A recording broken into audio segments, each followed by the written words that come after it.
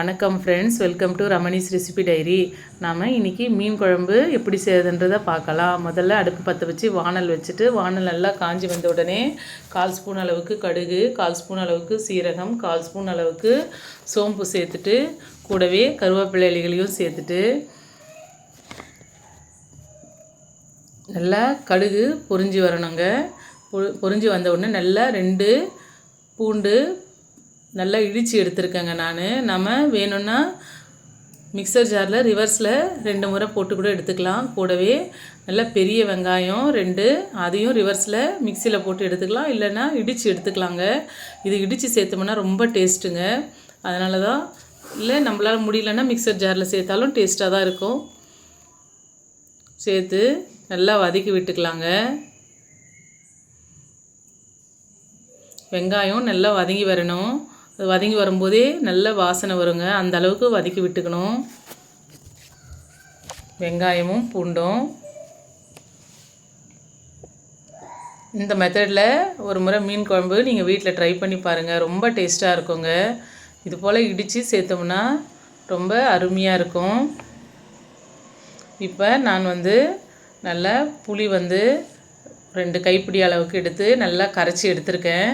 கூடவே தக்காளியும் நல்லா நைஸாக அரைச்சிட்டு கூட சேர்த்துருக்கேங்க.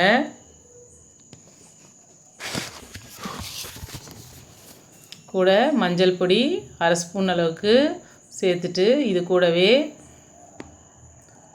மிளகாய் பொடியும் நமக்கு காரத்துக்கு தேவையான அளவு எடுத்துக்கலாங்க. கொஞ்சம் காரம் அதிகமாக இருந்தால் நல்லா இருக்கும் மீன் குழம்பு. நான் 1 கிலோ அளவுக்கு மீன் எடுத்துருக்கேங்க.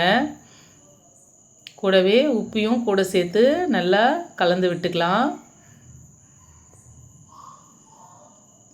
புளியோடு சேர்த்து ஆல்ரெடி நான் புளி நல்லா கரைச்சிட்டு ஃபில்டர் பண்ணி வச்சுருக்கேன். அதில் இந்த தக்காளி பேஸ்ட்டும் மஞ்சள் பொடி, உப்பு, மிளகாய் பொடியும் சேர்த்து நல்லா கலந்து எடுத்துட்டேன். இப்போ வானலில் பாருங்கள் நல்லா வதங்கி வந்துச்சு பாருங்கள். இது போல் நல்லா ப்ரௌனாக, ஓரளவுக்கு லைட் ப்ரௌனாக வதங்கி வரணுங்க. நல்லா வதங்கி வந்த உடனே இது கூட நம்ம கரைச்சி வச்ச புளி கரைசலை சேர்த்துக்கலாம். ரொம்ப ஈஸியான ரெசிப்பிங்க. ஆனால் இதுக்கு பூண்டு வெங்காயமும் இது போல் தூளாக இடித்து, இல்லைன்னா மிக்சர் ஜாரில் ரிவர்ஸ் போட்டு எடுத்தோம்னா ரொம்ப டேஸ்ட்டாக இருக்குங்க. இது போல் நல்லா கலந்து விட்டுக்கலாம். கலந்து விட்டுட்டு ஒரு கொதி வரும் அளவுக்கு மூடி வைக்கலாங்க. பாருங்கள் நல்லா கொதிச்சு வருது. நமக்கு கொதிச்சு வரும்போதே தெரியும் மீன் நல்லா கொதித்து கொஞ்சம் குழம்பு நல்லா கொதித்து கெட்டியாக வரும்போது தான் நம்ம மீன் அதில் சேர்க்கணுங்க. அதனால் நல்லா கொதித்து வரணும். இது கொதித்து வரும்போது நான் ஏற்கனவே வெந்தயம் வானலில் வறுத்து பொடி செய்து வச்சுருக்கேன். அதை ஒரு 1/4 ஸ்பூன் அளவுக்கு சேர்த்துருக்கேன். பெருங்காய பொடியும் ஒரு கால் இல்லைன்னா 1/2 ஸ்பூன் அளவுக்கு சேர்த்துக்கலாம். சேர்த்துட்டு நல்லா புளி குழம்புக்கு பெருங்காயமும் வெந்தயமும் கொஞ்சம் சேர்த்தோம்னா தான் நல்லா டேஸ்ட்டு கிடைக்குங்க. பாருங்கள் நல்லா கலந்து விட்டுக்கலாம். நம்ம இந்த மாதிரி கலந்து விடும்போது கெட்டியாக இருந்ததுன்னா புளி குழம்பு அப்படியே ஒட்டி வருங்க. அந்த அளவுக்கு கரண்டியில் இப்படி கலந்து விடும்போதே தெரியும் நமக்கு. இந்த மாதிரி செய்தால் ரொம்ப டேஸ்ட்டாக இருக்குங்க. பாருங்கள் நல்லா கெட்டியாக வந்துட்டுருக்கு. இப்போ நாம் மீன் நல்லா நான் உப்பு மஞ்சள் பொடியும் போட்டு வாஷ் பண்ணி எடுத்துருக்கேன். வாஷ் பண்ணி எடுத்துகிட்டு தண்ணி இல்லாமல் ஒவ்வொரு மீனாக நம்ம இந்த புளி கரைசலில் சேர்த்துக்கலாங்க.